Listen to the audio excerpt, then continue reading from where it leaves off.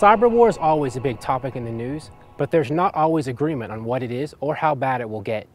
We asked cybersecurity pros at this year's RSA conference for their thoughts on the issue. Is a cyber attack that results in loss of life going to be an inevitability? I can't say that.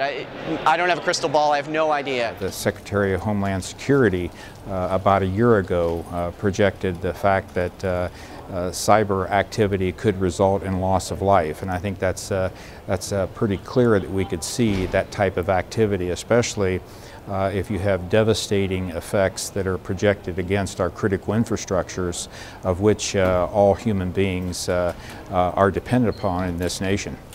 But regardless, all agree that cyber attacks will always be dangerous, no matter how severe they become.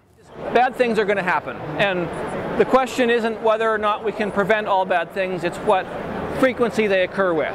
And there's a certain amount of damage that is acceptable, and there's a certain point where it's not. So if the power goes out to one house for a week, not a big deal. If the power to New York City goes out for a month, that's unacceptable. We'll continue to have incidents. I sure hope that people are taking it more seriously now than waiting for the next big disaster for it to become real. Today's cyber landscape requires assessment and strategy. With cyber war, one of the things to remember is that the US has a lot to lose, but so do our large opponents. So China, for example, is also highly vulnerable to cyber warfare.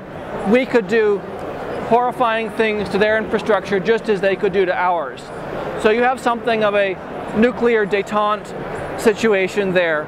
All agencies, as they adopt new technologies, they should really focus on making sure that they've got their design, implementation, and architecture reviewed with security in mind. Never make security an afterthought. Do not adopt any new technologies without having thought through the security implications.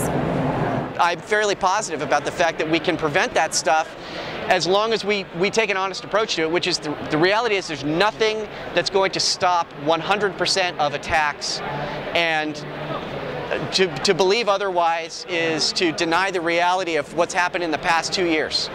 For more opinions from cybersecurity pros, check out our RSA conference series on govtech.com.